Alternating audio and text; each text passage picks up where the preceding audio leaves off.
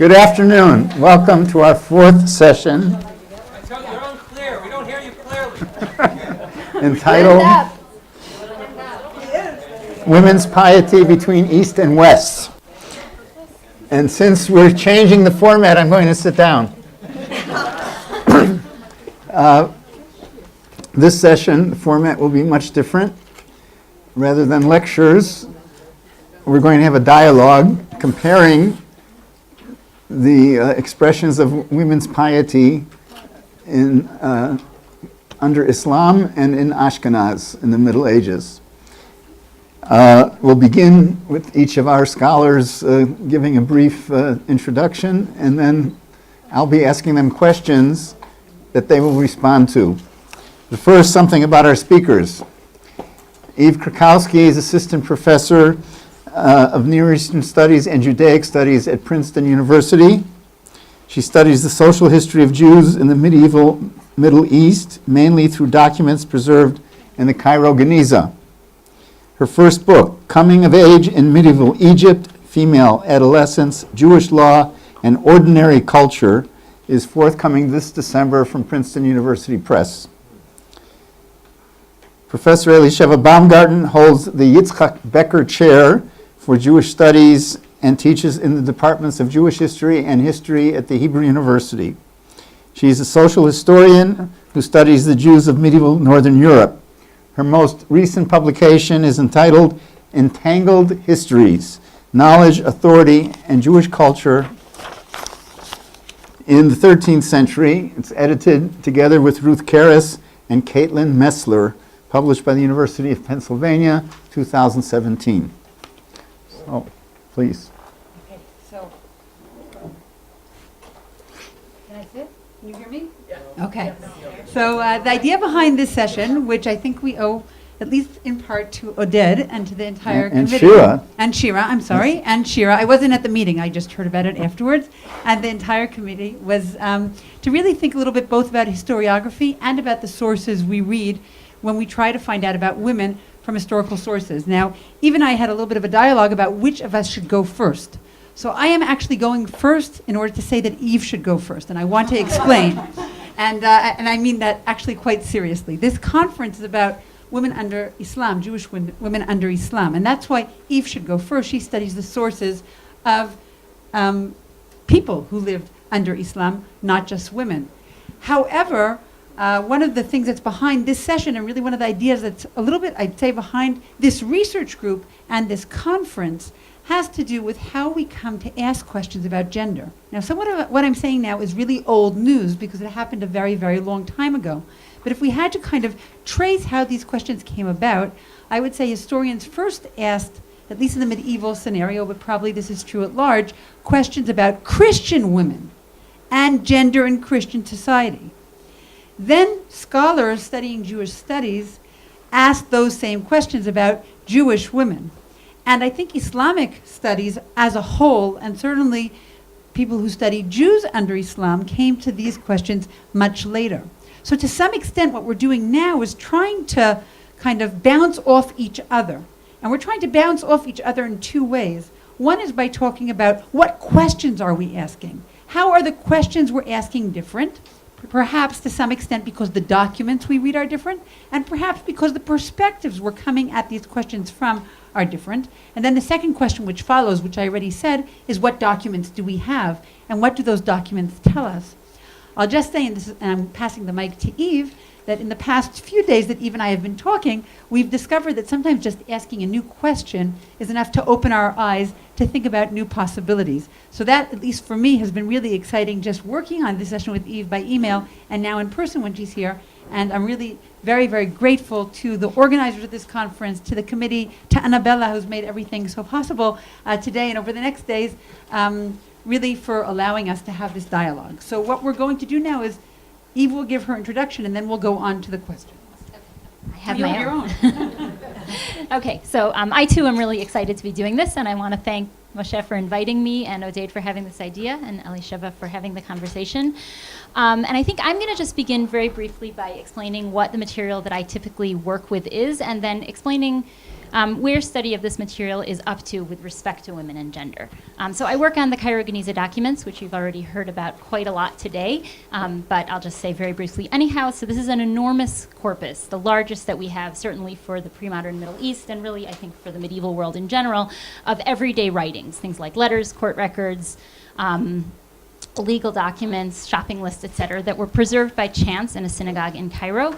The entire corpus actually spans the 10th to the 19th centuries. I work mainly on the 10th to 13th, and really more specifically about 1000 to 1250 in the Fatimid and Ayyubid empires, which means mainly Egypt and Syria. So that's the material I'm going to be focusing on today, both because it's my field and because in thinking about the everyday practices of women, it's really by far the best evidence we have, certainly the most accessible evidence that we have for anybody in the medieval Islamic world, and certainly for Jews. For all of its richness and variety and wonderfulness, the Geniza gives us a particular type of picture, and if I had to sort of explain in the shortest amount of time possible what that picture is, it's a picture of Jews' social world, the interactions that they had with each other, with state officials, the communal organizations, state organizations, et cetera, that framed their lives, their economics, their commerce, their legal practices. Women are all over this material in legal documents as well as letters, but because they didn't hold public roles within the institutions and organizations that the documents are mostly concerned with, because they mostly didn't engage in long-distance commerce, although some did, the representation tends to be limited by the nature of the material. So we know a tremendous amount about the economic, legal, and social and kinship structures that framed women's lives, the social roles that they could occupy, the kind of horizon of expectations that different women had in their lifetimes as social persons within this entire kind of social scene that the Geniza reveals for us, and that's the real strength of the Geniza. But we know much less about the fabric of day-to-day living among either men or women, but especially women. So there are a wealth of references in the Geniza to material culture, but these are mostly names of objects and textiles and foods. We know very little about how these objects were used, what people did when they woke up in the morning throughout the day, and all the more so for women. So how has this material been used so far? It's not just that women's studies, gender studies in the Middle East is underdeveloped, but that social history as a whole is underdeveloped. There's much, much, much less social history done in this milieu than in medieval Europe in general. We do, because we have this incredible material, we also have several incredible studies, first and foremost, S.D. Goitein's A Mediterranean Society, exploiting this material in detail, exploiting it for everyday life as well as the kind of social institutions that I discussed. But it's very clear when you read Goitein that he really was grasping at straws to understand what women's lives look like. I mean, he has this whole section where he imagines women going through their trousseaux and taking out fabrics and looking at themselves in the mirror, and it's completely made up. There's like no, this isn't in the documents at all. And the reason that he did that, I mean, was a kind of empathetic, thoughtful thought experiment. But he had to do that because the documents themselves do not give us this kind of information.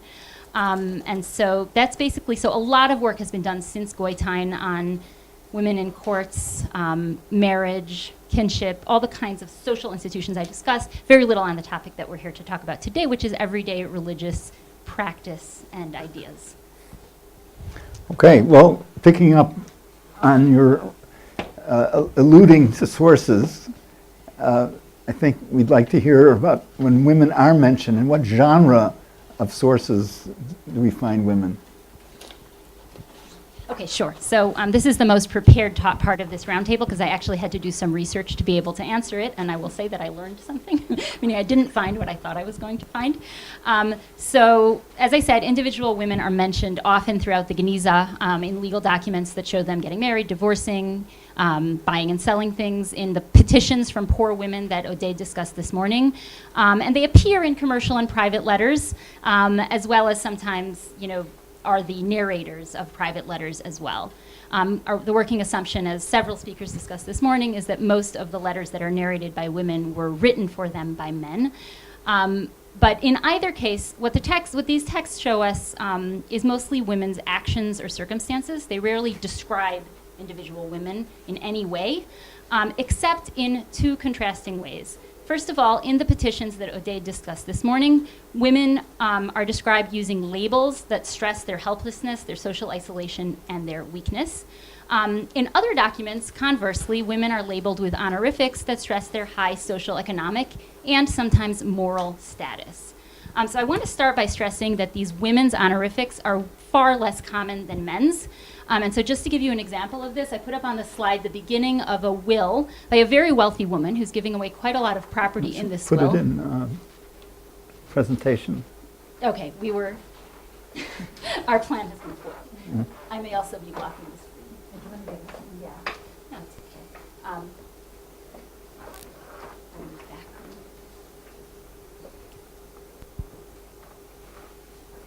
Okay, so this is just the beginning, the beginning of a will. And the person narrating it says that he entered on this date with, and then he lists a bunch of men who were with him taking testimony to this will.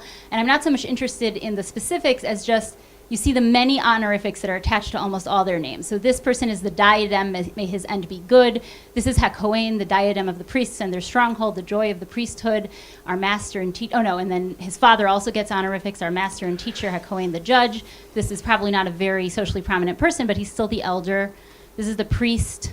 This is the priest who separates the fingers, meaning who blesses the congregation, and the fact that he's the friend of the Rais, the head of the Jews, is also mentioned, to the house belonging to Sit al-Hussein ben Saada, his wife, known as Bint al-Hadba. Okay, so this woman is who this document is actually about. This is her will. She has no honorifics at all as compared to all of these men, and that is typical.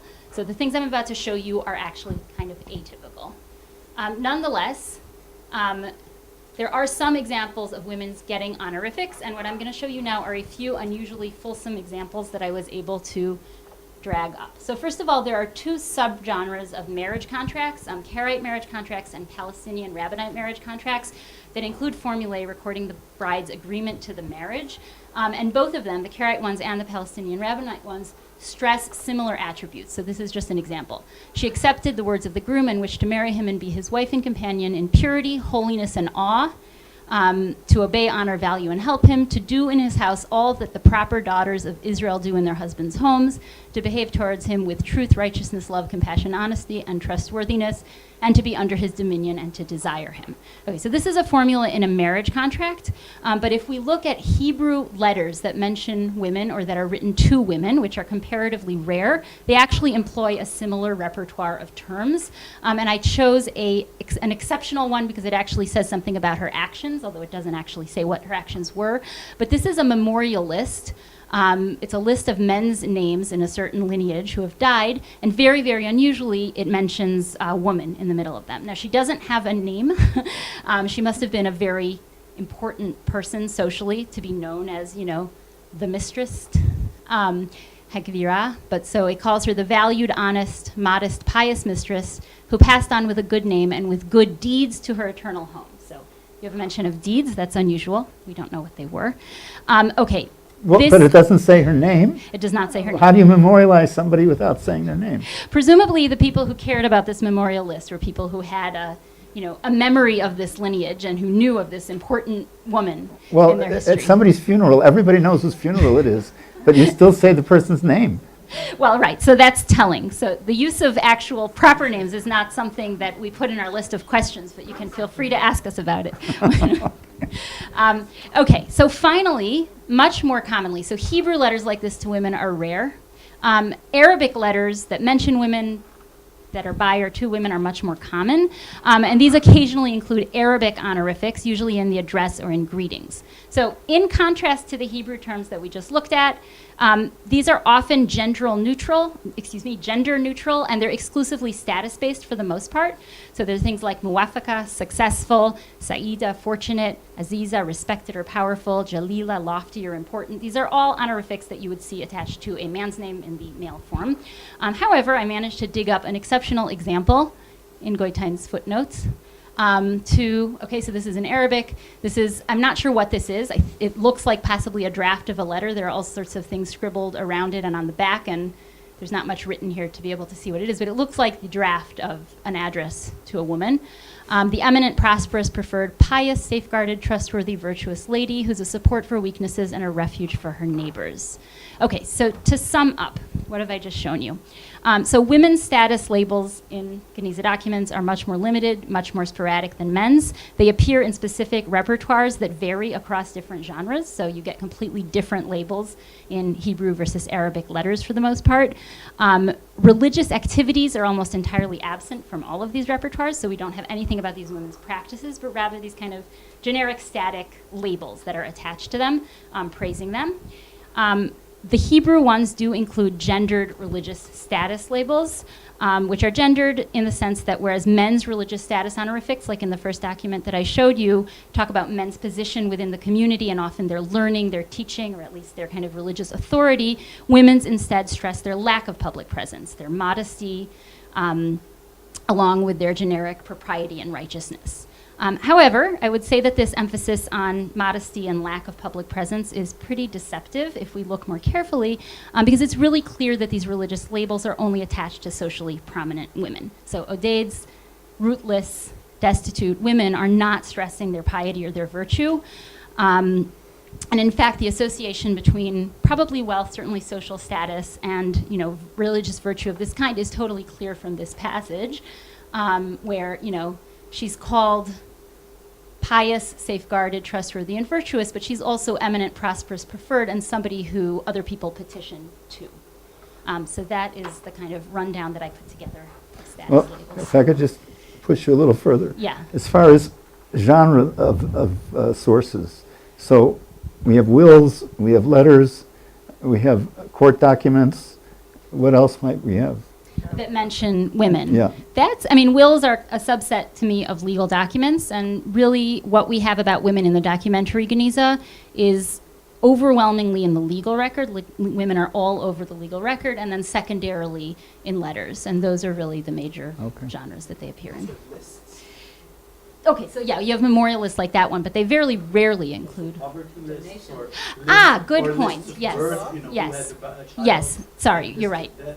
So Charity lists also. yes, sorry, you're right. Communal administrative documents that mention the rental of properties sometimes mention women who live there, mention women receiving bread. They also mention women donors of charity. These don't really tell us very much other than their names, but yeah, that's true. Okay. So I prepared, we thought it would be easier if Eve did mainly PowerPoint and I did mainly a handout, and we wouldn't have to go between, but there is one thing I will want to show you on the PowerPoint. So we'll be flipping between a little bit. So what I tried to do is hit every genre I could in the handout I prepared for you, although there'll be a few examples of one of the genres.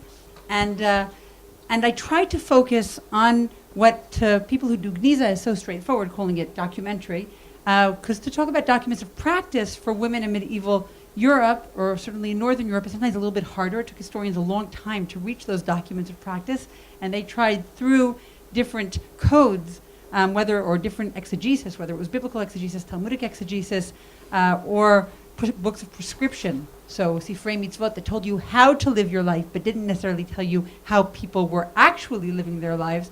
Through these, at least the first historians who looked at Jewish women tried to reconstruct their lives. One of the favorite genres in that part was She'elot and Tshuvot, responses. So number one here on the handout, if you can look with me, is an example of a She'elah and Tshuvah. And I think we can see in this example both the kind of information that comes up almost incidentally, and that's one of the problems, the kind of accident of what you find out depending on what the specific legal question that's being asked is, and also a nice example of how this woman is mentioned. So this She'elah and Tshuvah, which was published by Simcha Emanuel a few years ago, is about a Jewish woman who was once riding, I'm at number one, with a certain Jewish man through the city of Barbi on a Friday. She could not remain in that city during the Sabbath because she feared that if her presence were known, non-Jews would seize her. So she and her companion rode on to Zerbst. It grew dark on the way, but they rode on to that city despite the fact that they were knowingly, b'mezid, desecrating the Sabbath. So he asked his teacher, Samuel ben Isaac, to instruct her on how she and her companion should repent. He replied that they should fast for 40 days, but they did not need to be stringent and fast on consecutive days, Rather, they should fast on Mondays and Thursdays, except on the new moon and other festivals, until they reach 40 days, and this is enough since they were somewhat coerced. Now, this is a really interesting story. We could probably talk about it for half an hour because there's so many fascinating details here, but we have a businesswoman, so if we want to know what women are doing, what they actually are doing, not as far as religion, but as far as what they do in their daily lives, we have a woman up and about, out of her house, on business with a man who pretty clearly from this she'ela is not her husband, because otherwise it would be much clearer to us that there was a relationship between them. She is the one who can't stay in the city, which makes us think she might have some kind of reputation, although we don't know exactly what's going on. And we do have, kind of matter-of-factly, both the fact that she desecrated the Sabbath, but also what's more interesting for our session now, that she has to do penance for desecrating the Sabbath by fasting. So we do have an example here of a document of practice that tells us of this woman and what's going on without knowing too many details. And notice, because this is a She'ela and Tshuva, no name, just a woman, a man, and something that you're supposed to learn a lesson from. So that was just one example to give us a taste of how we can find women. And I brought a She'ela and Tshuva not just because of the way I'd say earlier historians treated She'elot and Tshuvot, and I'm thinking here mainly of someone who was one of my teachers, Professor Avraham Rosman, who always used to say, why is a She'ela and Tshuva good for finding out about the lives of Jewish women? And he would say, Mesiach lefi tumo. So the She'ela and Tshuva just tells us a story, and by the way, we hear all these details, and of course these details must be trustworthy because the person who's writing the She'ela and Tshuva didn't need to tell us all this. He wants to get to a halacha, but he's telling us this so we understand the framework.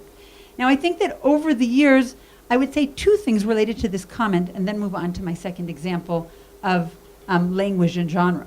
So the one thing I would say is that we've learned over the past years to treat She'elot and Tshuvot as much more carefully crafted. So we know that She'elot and Tshuvot are written with certain rhetoric in mind, hoping to get to certain outcomes, and the rabbi who is penning it and the people who are asking the question, kind of like your court records, which is why I also brought this now, have an intention when they write things in a certain way. So I would just say that She'elot and Tshuvot aren't quite as reflective of reality as perhaps Professor Grossman thought when he first started reading them, really in a very pioneering way 30 and 40 years ago. So that's the one thing I would say. The other thing I would say comes from what Professor Rosman said this morning when he opened the conference, and he talked about what he was told when he asked people about planning this conference. And that is that people used to say, well, where will you find women? Where are women mentioned? And this She'ela and Tshuva is a fantastic example that they're everywhere. You can barely open a text of this sort without finding women. And if you think of the corpus of halakha, whole parts of that corpus are dedicated to questions that have to do very specifically with women, maybe with very specific areas of their lives, but certainly they discuss women and their deeds and what they do. So I think that's a way in which we've really changed our focus over the years to realize that this corpus is filled with women. You just have to ask the questions that will help us find them. The second thing I want to do is to relate to some of the honorifics, and something that I'm actually working on now, so it's more exciting for me even to talk about, and that has to do with epitaphs on tombstones. So if you look at number 2 and number 3 and number 4 and number 5, kind of to the end of this page, you can see some examples. I'm not going to read each and every one of them in great detail, but I will try to make some comparison between the kind of honorifics we have, and here Eve and I were really working together to try to show some of the terms, and you'll see how similar some of the terms are, but also some of the actions. So the first tombstone here, which we unfortunately can't check today, it was published in 1938 by Max Grunewald, and I really feel the need to say this, and we can't transcribe that tombstone anymore. So there's some problems with it, and it's not quite clear if this is exactly what it said, but we have no way to go back to it because it hasn't survived. So this was transcribed before World War II. And he talks here about Marat Yocheved. I'm going to skip all the psukim, which are interesting in of themselves because they show us about charity and the pious. So we see something in these psukim that were chosen to describe her. But I'm going to go straight to the description of who she was. Marat Yocheved, the daughter of Rabbi Yechiel, son of Rabbi Ephraim, who marveled in her deeds, building synagogues and cemeteries in so many communities, as well as other charities, and also surrounded the cemetery with a high wall. And now she has been gathered to God. I should also say all my examples today are from Worms, just so that we can have one specific place we're looking at. So we can see here a woman who's both praised as with terms that have to do with charity, piety, and studying Torah. I skipped that line. And we can also see her actions, her deeds, and we can actually see what she did and really, I think, get a different sense than we got from what we just saw here in the memorial. And what I really wanted to drive home the point is that what we hear about these women is not so different from what we hear about the men. So if you look at number 3, Yitzchak ben Elazar of Worms, who died in 1242, he's described as a pure and honest man in his deeds and thoughts, of priestly descent. He walked the path of God with love, worshipped God with a heart full of adoration, held the hand of the poor, went to synagogue morning and night with a full soul. And these are all from the Steinheim database, and anyone who isn't familiar with that database, you can spend days playing there. Because you can go through all the epitaphs that are recorded from different places in Germany, and you choose, if you're interested in the pre-16th century, the 1000 to 1519 slot, and you can just put in words and names, and you can find out how many Abigails there were and how many Rivkas there were, and really just play with the database to find out so many different things. And if we look at Guta and Marat Rivka, who are my next two examples, we can see that they're described not just in similar terms, righteous and pure, Marat Guta Bat Avraham, the pleasant one, her good deeds, who every evening and early in the morning rose to fulfill the commandments of her Creator. When she slept and she rose. So we can really see this same kind of terminology being used. And if you'll allow me to play with this for just one moment. Oh, it's not here. Where is it? On your computer? Okay, so I'm going to... it is there, but this is the clicker. Oh, this is the clicker? Okay. So, Pass on the little... okay. So forgive me. Okay, so if we have a look at this, I have gone through all the tombstones in the Steinheim database, as well as in the tombstones we have from Würzburg for more or less the same period, up to 1350, which is the period that really interests me after the Black Death. And you can see the different honorifics and some gendered similarity as well as some gender difference. And so I'll just point out to two really interesting examples for me. One is Hasidah. We have 9 men who are called Hasid and 7 women. Why does this seem to me to be so important? Because people always said that women were not called Hasidot, because they couldn't belong to Hasidei Ashkenaz, which was the ideological group that there was. But really, there's not such a big difference between the number of men and the number of women. And we see women and men as Hasidim equally. We can also see an example of zero... Is this Hasid as a technical term or No. as a generic term? Well, we don't know. People always assume that when Hasid was written on a tombstone, it was a term that specified that this person belonged to Hasidei Ashkenaz. That's what Rami Reiner suggested in his work on Würzburg. And I would say, definitely not so if you go through the tombstones like this. A different example here that I think is really interesting is Hagun. That is the favorite word for women. And that's someplace that I think is, what's that? There's no decent men. But there are decent poor. Because if you read the medieval Hebrew sources from Ashkenaz, they talk about aniyim hagunim. So I think thinking about the word hagun is really a very interesting word, and it might relate to our next questions. So I'm happy to talk about this later, but I think I'll stop here. Okay, if I could just ask Eve, are there responsa in the Geniza that mention women? Yes, certainly. I mean, there are both responsa preserved in the Geniza, and we also have responsa preserved in literary collections, most prominently Maimonides and his son, which were written, directly in the same social world. They do mention women. They give us the same kind of often very, very useful incidental social historical information that Elisheva's responsa did. They do not include honorifics or adjectives. So they're more similar to Geniza documents themselves in that sense. Okay, so now we heard this morning a lot of examples of women in Geniza. Could you characterize in a general way what contexts women appear in? Yes. Okay. So women appear in, it's true they do appear in charity lists, I left that out, but the two major contexts where we really see women in action as opposed to just seeing their names are letters and legal documents. And actually you could class responsa in for this purpose with legal documents, not because they're not the same genre, but they give us similar types of information as legal documents, namely they describe women involved in legal disputes. So in the legal corpus and in the corpus of responsa that we have many, many accounts of women involved in marital transactions, getting married, getting divorced, and fighting within marriage. We also have, a tremendous amount of documents that have to do with women and the management of property, and this is actually, I would say, an underdeveloped area of research, meaning I think a very fruitful dissertation could be written on women's property transactions in general in the Geniza. We see, secondarily to marriage disputes, there are also many inheritance disputes, and then of course, economic disputes more broadly, but those are a smaller subset than the marriage, divorce, and inheritance ones. And those are the major categories of things that we see in the Geniza. There are many interesting kind of one-off documents of unique transactions that many of which Goitein identified, some of which have not yet been identified. For example, to tie into something I'm going to talk about a little bit later, a legal document about a woman who gets into a fight over, I'm trying to remember, I think she had bought her son the honor of reading Megillat Esther. I may be misremembering this. Things like that are unique. And you get those about men too, sort of unique legal cases. For the most part, though, you get recurring themes surrounding marriage and property, as well as divorce. And then in letters, there are letters to and from women. And then there are simply letters that mention women or send greetings to women. In the 11th century, wives in particular were not mentioned by name, so there was some kind of modesty taboo around mentioning women's names, and so you just get elliptical references to these kind of mystery women figures. But you also get mentions of things that happen to women, you get the deaths of women mentioned. You get a kind of whole large range of human activities, mainly social activities involving social relationships between women and the relatives around them for the most part. And Ashkenaz context. Okay, so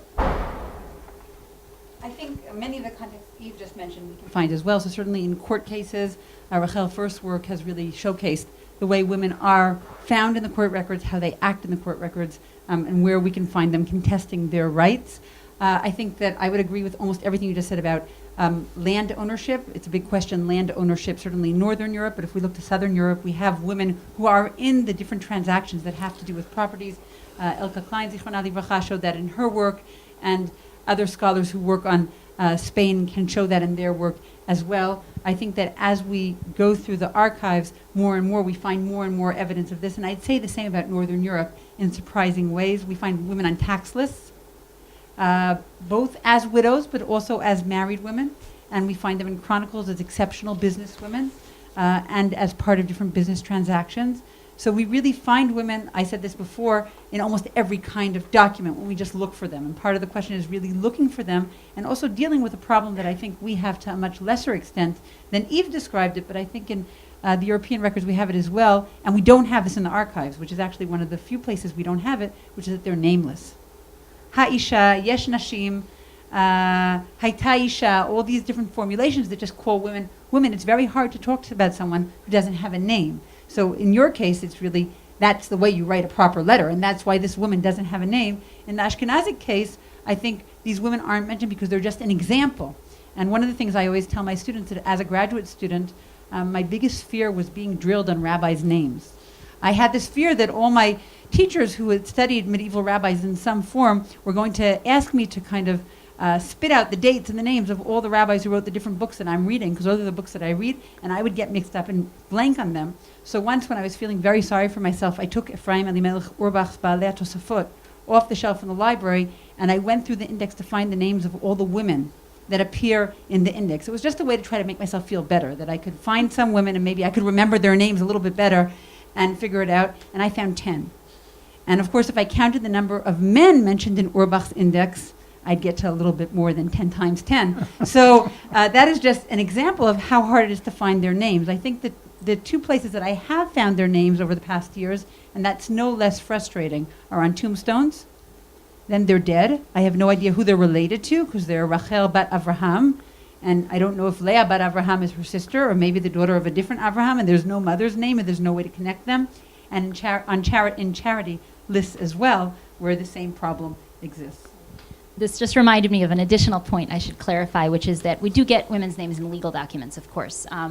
However, there's a really big difference between legal documents and commercial letters in particular, which is that legal documents almost always give you one little snippet, not just in the woman's life, but even in the legal case. So you get one moment in time in the middle of this dispute, and you almost always know nothing about the rest of her life. So you can kind of patch together a composite picture of many different types of women from these little moments, but it's very hard. There are very few women whose biographies are recorded in the Geniza. The one woman that I've ever worked with where we have 16 letters about her was incredibly abused, and that's why we know so much, but for the most part, we know very little. Whereas commercial letters allow us to trace, in particular, the biographies of great merchants and even middling merchants across many, many decades. And again, this is just one type of man. There are many men for whom this isn't true, but that's something that's not available for women at all. Okay.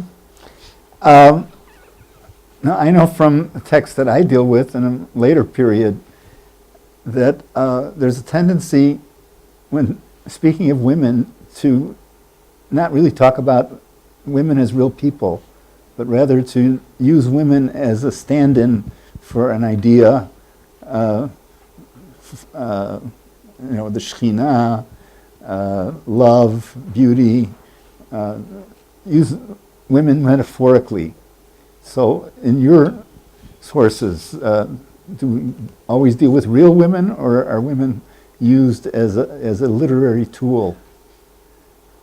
What do you mean your sources? Can you elaborate on mine? Mine? Yeah, you mean sermons? Yes, drashot, but yeah, mainly drashot. Yeah, so this, I work with documents for the most part, and when I'm not working with documents, I'm usually working with legal texts that will shed light on them, or exegetical texts where specific female characters are being discussed. I have to say this is really not something that shows up at all in my material. The one place that would be interesting to look would be Geniza's sermons, which are now being studied comprehensively for the first time. But that work has not been done, and I have to say, the little bit of those sermons that I've looked at are not heavy on this theme, but that doesn't mean it's not there. Okay, so I also am going to answer with a little bit of a cop-out. First of all, I'm going to look at Sharon, and I'm going to think of the Zohar, which is one of the places where you see women really figuring so symbolically. And Sharon's own work has shown so nicely how it very rarely has to do with actual women who walked on the street. And I think one of the things that both of us, both Eve and I, are interested in as social historians are actual women who walked on the street. So I tend to stay away from those things. I can say that when I studied motherhood, for example, I studied Parshanut of Piyutim and Tefillah, because you have different references there or allusions there to birth. For example, Hayom Harat Olam from Rosh Hashanah. And then in the commentary, they say it's like a woman giving birth who does this and that. So I've looked at a lot of that kind of parshanut for the questions that interested me as part of daily life to try to figure out what was going on, what reality did these people know. So I look at Hayom Harat Olam, and then I go from there to Harayon. And there are lots of examples like that. That's just a simple one that comes to mind right away. Another really interesting example would be the Eshet Chayil. And I brought Dolce because how can you give a talk about medieval Jewish women and their sources and how they were studied without her? And she's on the last page. Maybe I'll have time to talk about her at the end, depending if we get to our fourth or fifth question or not.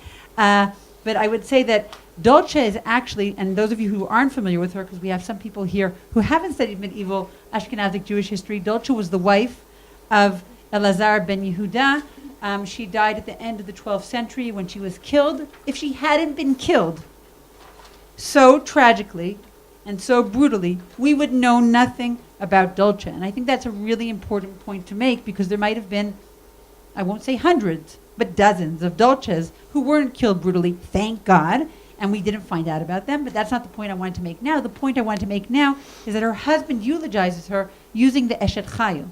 Now, if you look at Parshanut to the Eshet Chayil, it usually talks about the Torah, Knesset Yisrael, all kinds of allegory, and really very, very little use of the actual women who are being described.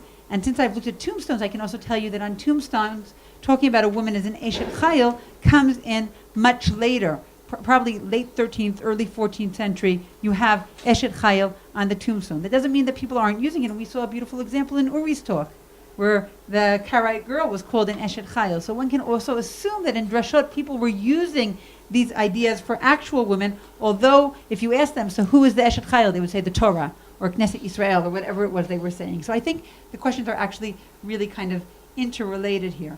I will say, following up on Eve, that I usually look for the woman who walked on the street. In other words, I'm looking for real people. So when I'm looking for real people, I don't spend too much time looking at all the different allusions or allegories unless it really interests me as far as the subject is concerned. Okay, what kind of language is used to talk about or describe women?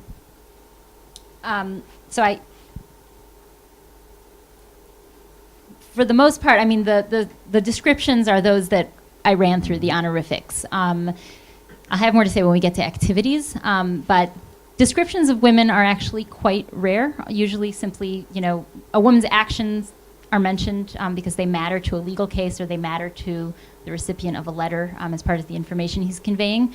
And very little is usually said about the women themselves. And so these honorifics that I pulled out, which are an unusual kind of phenomenon in the Geniza, they're not prominent in all the documents, are the main forms of language that are used descriptively, I would say.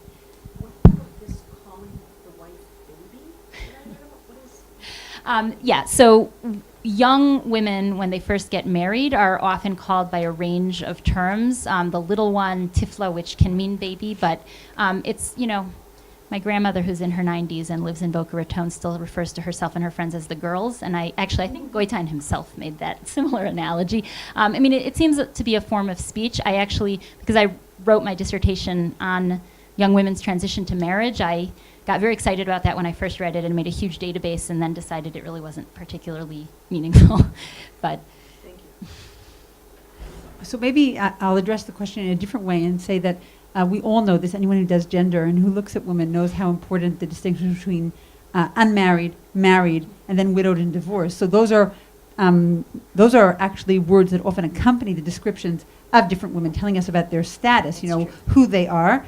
And I would also say that one of the things that I found really interesting is the word bachura or bachur is actually a young married person. It could be. It's not someone who's not married.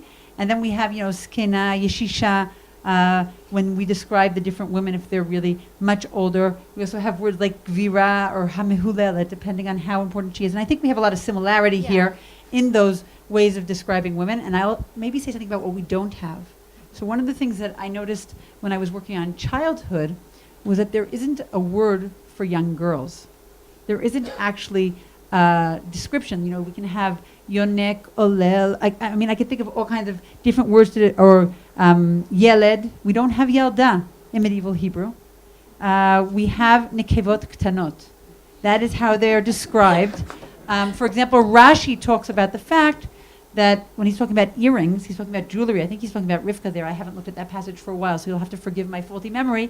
But when he's talking about earrings, he says, he doesn't say it like this, but he says, like the nekevot ktanot have in their ears. So he's telling us something about the young girls and how they get their ears pierced, which might be interesting for someone who's interested in the history of jewelry, which is certainly a very important topic.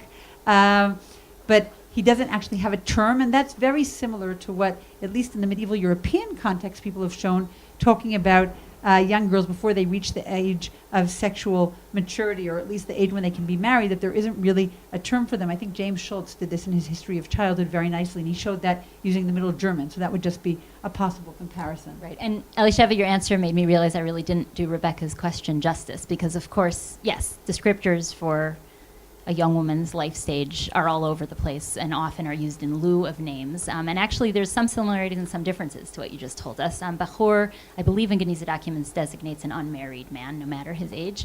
And for women, there's these kind of diminutive terms, the little one, the baby, the girl. The girl, especially Sabia, which is supposed to mean young woman, I've found used, well into marriage.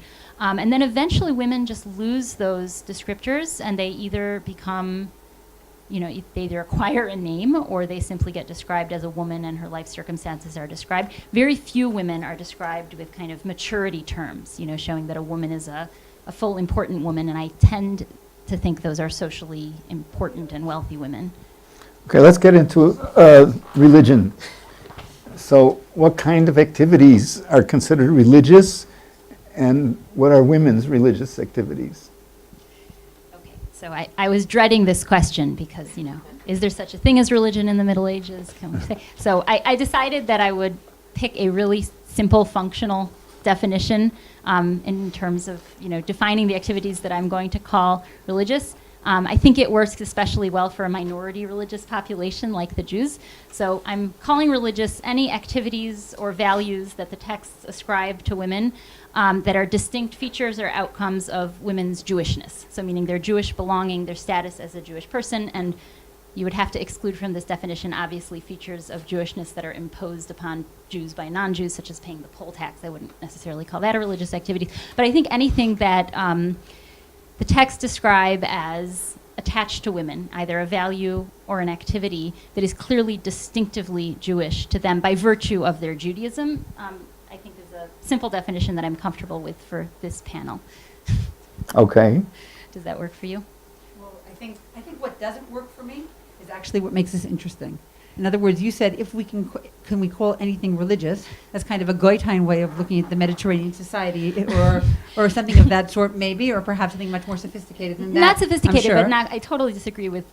Well, I somewhat disagree with Goethein. I was coming at it more from the kind of Islamicate world perspective that religion is a Protestant category, and I didn't want to get yelled at for inappropriately applying it from that perspective. I was my anxiety about this was coming from Shahab Ahmed's book and things like this, that I don't want to deploy the term religion necessarily at all because it's a Protestant. I wasn't sure if I should. No, the truth is I use the word religion all the time. All right, in my so let's writing, talk but- about specifics. Okay. What are So, women's... no, but I just want to finish yeah. this point. I want to say that for me, as a scholar who studies Northern Europe, Christian Northern Europe, everything is religious. In other words, it's an age of religion in which sometimes I have a very hard time when my students say, so is that something secular in the Middle Ages? And I think, well, secular in the Middle Ages, there are things that are secular. People who aren't priests, people who don't belong to the clergy, can be laity. But to talk about, they imagine it like Chiloni Israeli, right? So you go to the beach on Saturday and you don't even know what the Chagim are. And that's not medieval culture. Even if you are not knowledgeable and you don't understand and you can't explain transubstantiation, you do know what Mass is and you have been to a church, even if only once a year. And I probably wouldn't buy the people who try to minimize the extent that some of these people, at least in the 12th and 13th century, are not aware of religion around them. You see religious plays on the street. You know your Bible a little bit. I mean, we could talk about what is the minimum of religion you need to have to be a medieval person. And I think this is something that really is in debate or under debate today in the field that I'm part of. But to me, it seems that being a Jew in medieval Christian Europe, that is religious. In other words, you walked out on the street and you were Jewish versus your Christian neighbor, and almost walking out on the street was already a religious activity if I wanted to minimize it. At the same time, what I don't want to do, and we'll give specific examples in a moment, is say these are religious activities, because we know that the Jewish way of life and the way that it's written, certainly in Sifrei Minhagim at the time, have you from morning to night doing religious activities, whether it's washing your hand, etc., etc. So we have a problem here of how to define that. At the same time, in order to define piety, which is where we started, that's almost harder. So we're kind of... Can I push you on this? I mean, when you buy real estate, okay, is that, I mean, you can say that it's religious because it's done in the Jewish court, and you use a Jewish shtar, and it has a kinyan, but would you call it religious? Okay, so that is an economic activity, but it has a religious aspect, because if I was a Christian, I'm buying that real estate, I would say in the name of, I don't know the right thing to say, Saint Michael, Saint whoever it is, I am now doing and buying this. You're calling it religious. It has a religious aspect, at least. It has some kind of aspect that does have to do with religion. I agree with you that the Jew and the Christian might be doing exactly the same thing, using a different formula or formulating their activity in a different way. The easiest place, and I see Ruth's hand is up, so I'll just say one more thing. The easiest place for me to think about this is in medicine. So this is a place where I've thought about it a lot. Medicine, two women having a baby, a Christian woman and a Jewish woman. So is this a religious activity? Well, if you look at Masechet Avodah Zarah, they sure think it's a religious activity. And if you read through the church laws over the years, they sure think this is a religious activity. And they're basically doing the same thing. And they're both going to have that baby at some point, whether they're Christian or Jewish, and whether they have a Christian or Jewish midwife. So what makes it a religious activity? The verses they say, the amulets they use, the formulas the midwife suggests to them. And that's why I think it's really very, very difficult to define. I agree with you that we need a better definition, but I think for the dialogue between the two of us, I'd like to leave it flexible. Shira had her hand up. Am I supposed to be taking Moshe, you're supposed No, I don't want to break it open yet. I mean, Okay. we have very aggressive people here. Well, they're not standing, so you can. Please. Let's get specific. Okay, What I'm are going to get women's specific religious in 10 activities? seconds, but I feel like I need to clarify my definition further. I'm thinking as I'm talking, I mean, part of the reason this is supposed to be a panel on Jewish women's piety, so I was thinking of, what is Jewish piety in this context? And there are certainly devotional practices that would fall into a category we might think of as religious that don't fit my definition at all.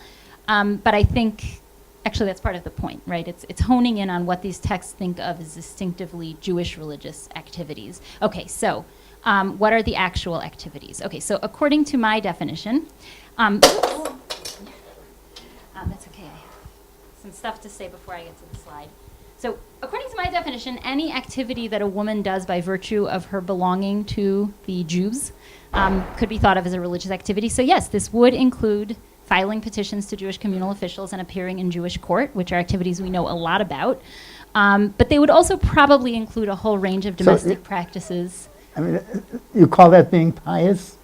Well, we agreed to not discuss piety so much as okay. religious activity. No, I don't call that being pious. And the question is, I think we should talk about piety at the very end when we kind of meta wrap up what we've... Are we going to get a Q&A? Yes. Okay.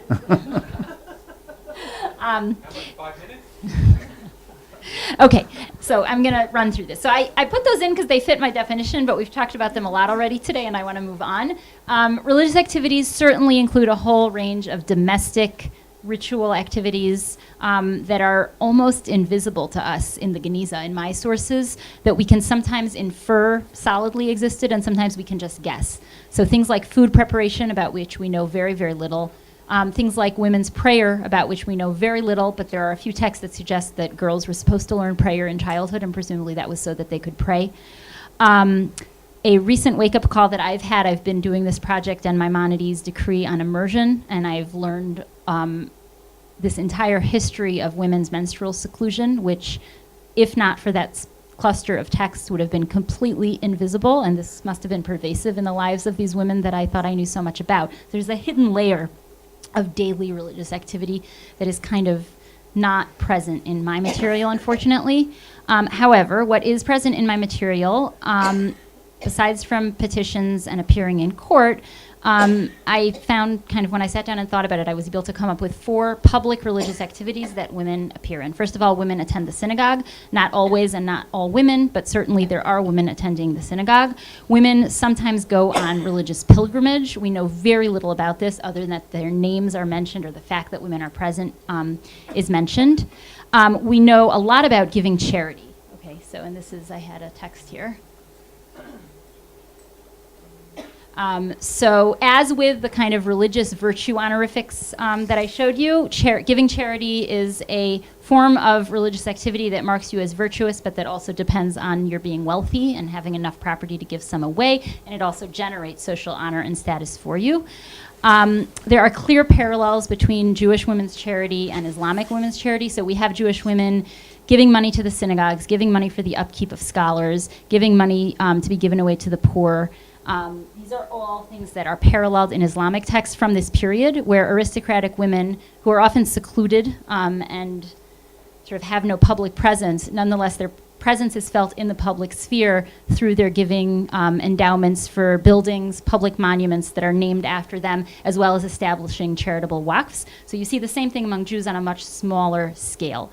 The text that I chose to show you is interesting because it suggests the internal meaning that these acts of charity might hold for women above and beyond the kind of honor nexus in which we usually think about them. Okay, so this is a woman's will. And it states in the middle of the will that she has a slave. Very interestingly, Craig, a male slave, actually. I found that very fascinating, who should be sold, and the proceeds from his sale divided equally, half for the upkeep of Damu, which is a particular synagogue that was a pilgrimage site near Cairo, and half to remain with the court, designated for someone who dies destitute or to a person who gets detained on account of the poll tax and is unable to free himself. Okay, so that's typical so far. She has this large sum of money that's going to be generated by selling her slave. She wants half of it given to maintain this holy synagogue, and the other half maintained in order to help the poor and free people from imprisonment for the poll tax.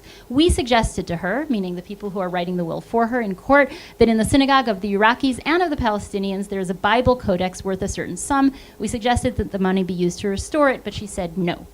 So this suggests that there's something going on in her motivation to give this charity above and beyond honor and her public name, because certainly restoring this codex would seem to accomplish that just as much, but she doesn't want to. Finally, we have support of sons learning, and of all these activities, this is the only one that's really gendered. Men themselves learn. Women, we could talk about women's education. It's a small phenomenon. There are some learned women who know how to read. Most women do not, and women are rarely lauded for being learned, although there are a few cases where you have like a phrase that seems to imply this. But you have support of sons learning as a theme in women's, a small theme in documents about women. So just for example, I chose this because it shows that this happens at all levels, not just among the elite. This is a poor woman's petition, and she mentions in the middle of it to the person she's writing to that she has a 7-year-old son who she brought with her to Fustat so that he could learn to read Torah, so that he could receive an education, and she's afraid that her ex-husband is going to take him away from her. Okay. Elisheva? Okay, so I think a lot of the things that Eve mentioned, I could mention too. So charity, and here I'll just show you this slide. Am I going in the right direction? Yeah. This slide, which is based on the tabulation of the Nuremberg Memorable, which is one of the few charity lists we have for medieval Ashkenaz. And I was actually shocked when I came up with the numbers, which show that at least during these two periods, we can see an almost equal number of donations by men and by women. We can talk about maybe the women giving money that their husbands gave them to give, but it doesn't really matter. What it shows is that men and women were both expected to give charity in this way, and the numbers are really almost equal. Also, the purposes they're giving charity to are almost identical. I thought maybe we'd see a lot of women giving money for boys to go learn, and we'd see men giving money for something else. No, we have the same, and that might just tell us that the shamash or the parnas or whoever was directing what the money went to was dictating also what people should be giving their money for. So we have a very directed charity going on here. So it's hard to learn anything from this. We saw a woman fasting before. Would that be pious? Probably not. She desecrated the Shabbat. But it is an act of religious, it is a religious act that she's doing, although we'll find Muslim and Christian women doing the same thing with their own religious parameters as part of that. I'd say tefillah, tshuva, and tzedakah. If we use that trio, is something we'll see Jewish women doing fairly similarly to the men. The unusual thing medieval Ashkenazi women do, you have here in source number 6, so we can just take a really quick look at that. We have records of medieval Ashkenazi women who want to perform the mitzvot that are mitzvot that men are commanded to do, so mitzvot Hashazman Graman.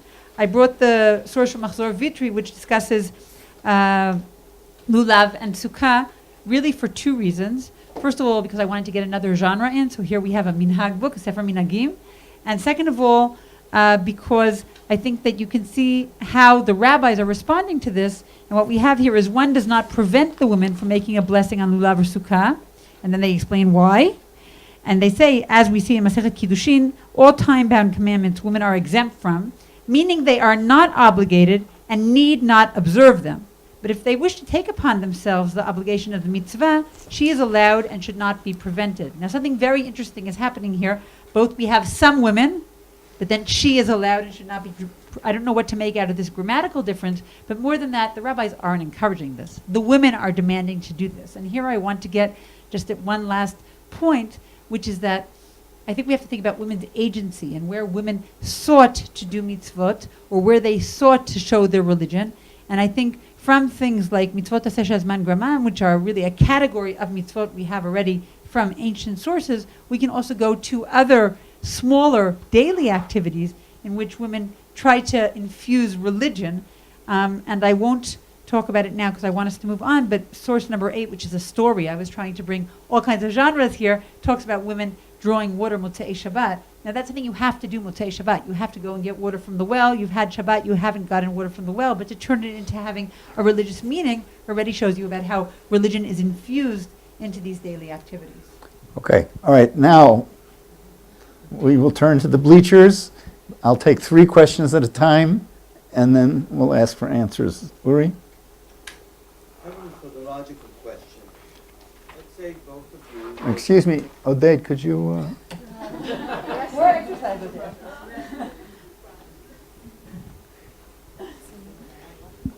So I have a methodological question.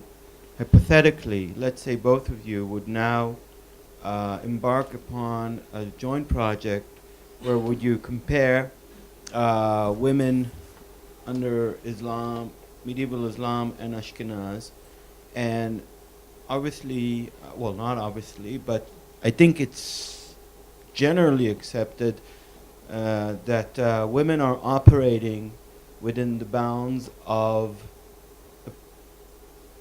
patriarchal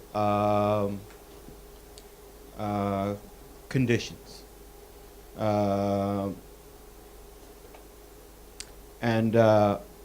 So, I mean, there's some kind of frame of inquiry, a frame where we're placing our players and we're observing them, and that frame of inquiry is a patriarchal setting, both in Islamic societies and I think also in Ashkenazi societies. So before you even begin considering the place of women, you want to consider what does that patriarchal system really mean in both sides, and in what ways do they differ, if they differ. What would be the perimeters of comparison? Okay. Shira, did you have a question? As usual, mine comes very outside.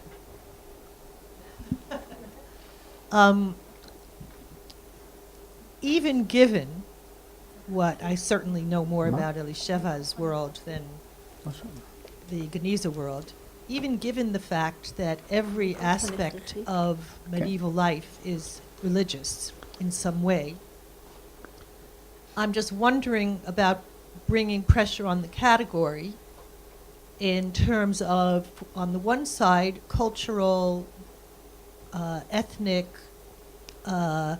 language groupings that, despite being medieval Christian, you're going to be medieval Christian in England differently than in France and in Germany and in Italy.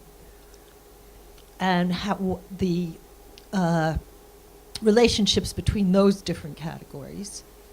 Secondly, what Huda was also muttering by my side, that there are many religious practices that don't mark you as Jewish versus Christian versus Islamic because they're religious, like charity, is visiting the sick, taking care of dead bodies, various practices that are religious but wouldn't mark you in doing them as Jewish versus Christian. Well, if So the then you bodies have you're to- visiting are Jewish. Oh, I'm wait, sorry. For just, I don't know if women did that. I know they did that in Christian context. I know more about Christianity, actually. So then you'd need another whole, I don't know, grid or something where you could mark out what is commonly done as religious, but done differently or maybe not so differently. And of course, I didn't think about it till now, but I guess it's the case that Karaaitic texts are in the Geniza with rabbinic texts. So that means at the very least they're not totally disjoined communities. And so that's even within a Judaic sort of sphere, the relationships between the different sects, modes, practices. So I think that how you sort out these different angles into what is also a very syncretist context. Obviously, the Christian atmosphere is a different one than a Islamic. Okay. Shalom. Just a really quick question, Elisheva. In your previous table, where you had the honorific names between men and women, what was the total number? Because what was the total N of the sample here, or the whatever it was? Okay. And then what percentage do these represent? Okay, please. You have 3 questions. You can take the last one first. It seems like the simplest. The last one is the simplest. We have, Microphone. from Würzburg, for example, we have over 1,000 tombstones, but many of them are partial. So it's very hard to count up, because how do you count a tombstone in which you have the name Rivka, but you don't have anything else for the word Rivka that you can decipher? So I can't really answer that question. I can say that I went over hundreds of tombstones. But many of them either just say Rivka bat Yitzchak niftara bebet Nisan. So we only have or maybe you have a year. And some of them have these. So I'd say out of the 100 or 200 that have the titles, and I will go back and count now. This is a project I'm in the middle of right now. We have all these, and I think they're quite a few. In other words, I think this is a large number for the number of tombstones I have that actually contain that information. If I went later, I'd have a lot more. Okay, can you address the other questions? So I will really quickly, and then I'll give the microphone over to Uriel, to Eve, and I'm going to answer Uri, which is why I said Uri, I'm sorry. Uri's question, if we had a comparative project. So I would say the first thing I would do is, we live in a patriarchy today.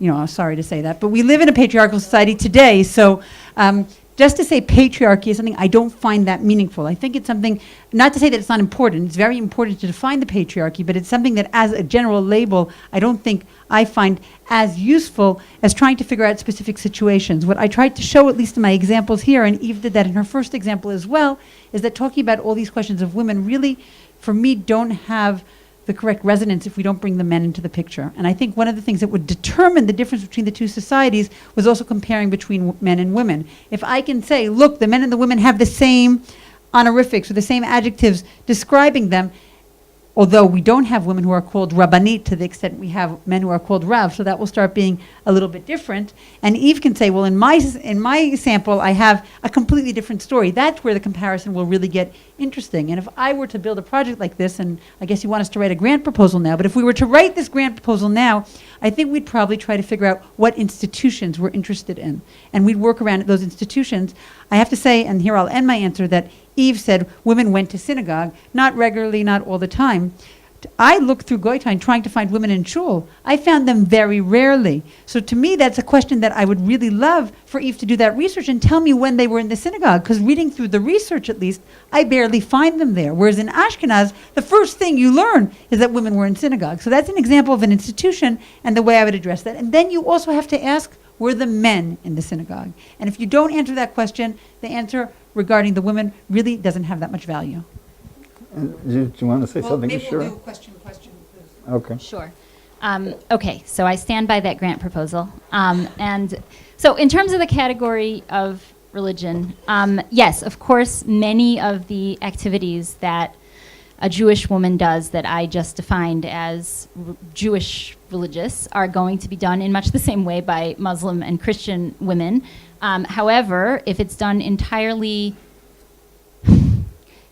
I was trying to find a definition, and this was really something I just came up with last night, so I don't want to devote the entire panel to arguing about it. But I mean, the problem is that there are a whole sort of range of daily activities that we might arbitrarily label as pious or religious. And to try to find something that, you know, works in a more narrow sense to understand what religion is in this world and how it really works as a social category, which is a very complicated question in a religious society like the medieval Middle East, where people are socially defined by their religious belonging, and that intersects in very, very complicated ways with how they actually act and think about the world. Activities that the texts themselves describe as inherent features of Jewish belonging, I think can comfortably be labeled as sort of Jewish activities or Jewish religious activities. And yes, women did wash dead bodies. And if they did it, you know, not for pay as kind of a private practice, my assumption, although we don't have the evidence, is that Jewish women are going to be taking care of purifying Jewish women's bodies and not Muslim ones. And so that is an activity that cuts across groups, but that is still, you know, contained within the group and is seen as a feature of group belonging. So, yeah.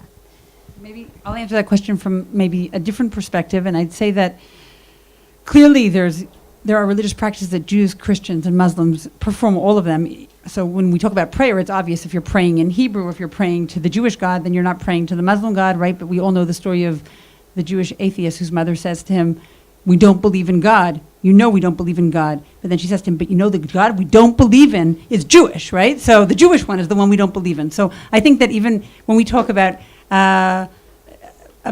those kinds of beliefs, it's not enough to say they're saying the Jewish prayers. I think what to me is more interesting is when I first started my work, I thought it would be really easy to distinguish between Jewish and Christian.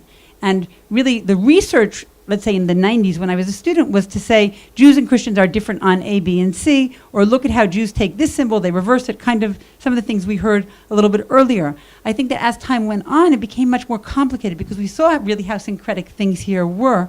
And I'd say for the generation of students who are writing their dissertations today, that's almost a given, that Jews and Christians are doing similar things. And then the interesting question becomes, how do we distinguish between what Jews and Christians are doing? And then the distinctions can be really little.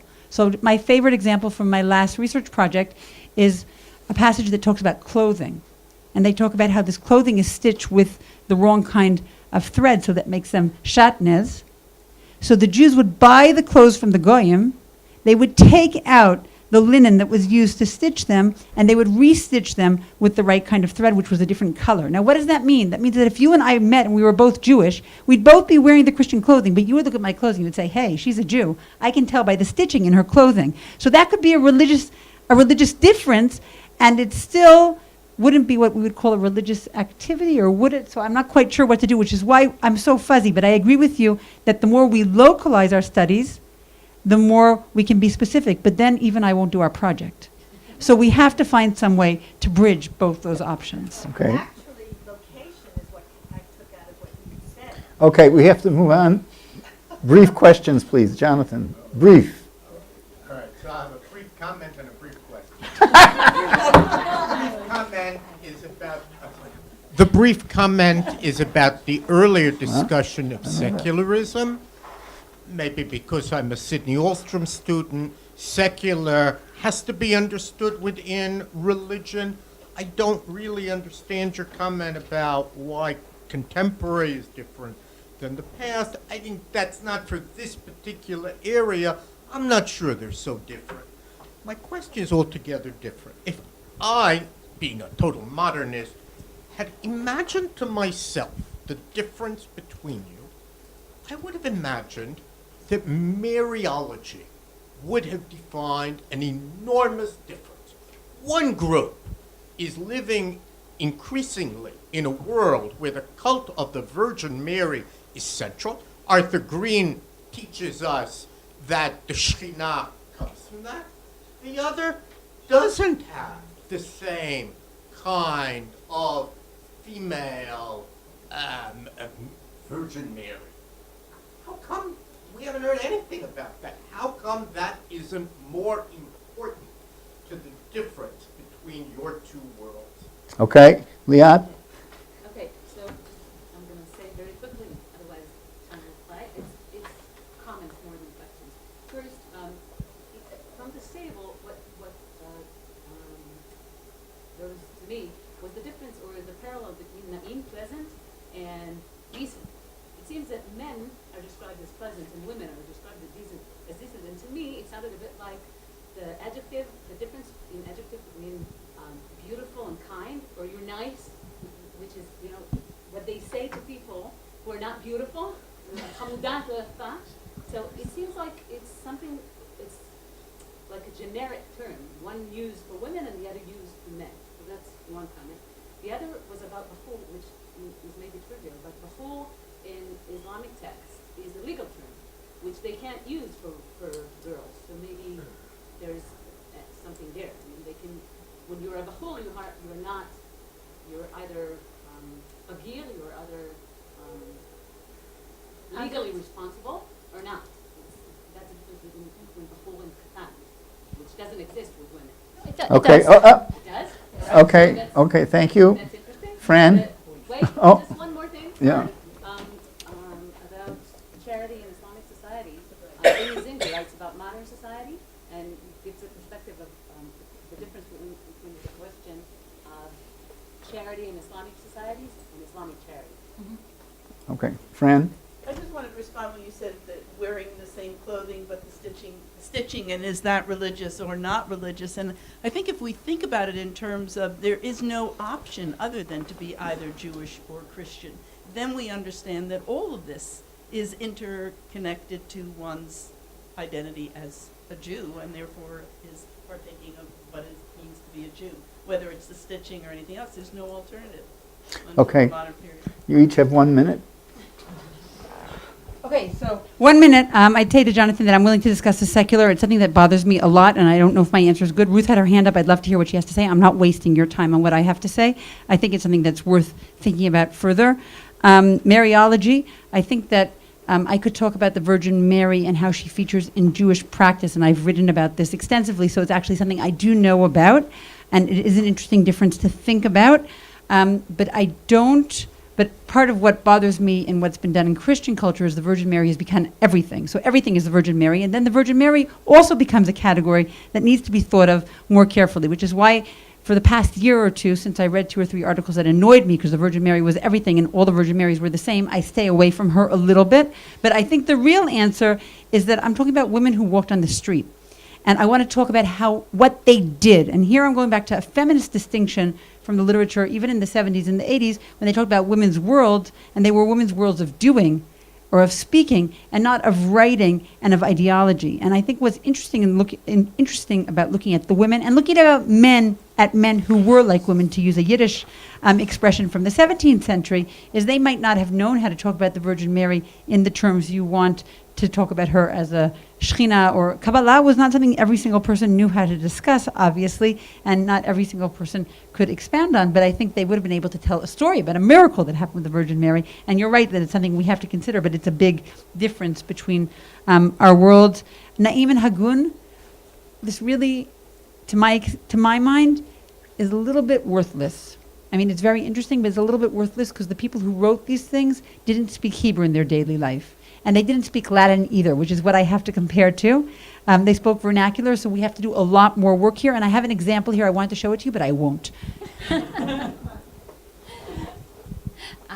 Okay, so I'll take the last question, which I think this is something that takes us back to the question of what is religion. The remark that, in your context, everybody's either a Jew or a Christian, and in my context, everybody is either a Jew, a Christian, or a Muslim, or possibly a Zoroastrian, but they don't show up in the Geniza at all. And so yes, this and that's a difference in my world, from the Islamic period to the pre-Islamic period, where people's lives were not defined in this way by their religious belonging to a particular group. And yeah, that is a very big part of the picture of what are we talking about when we talk about religion. Okay. I apologize to those whose questions we cannot hear. I thank the speakers.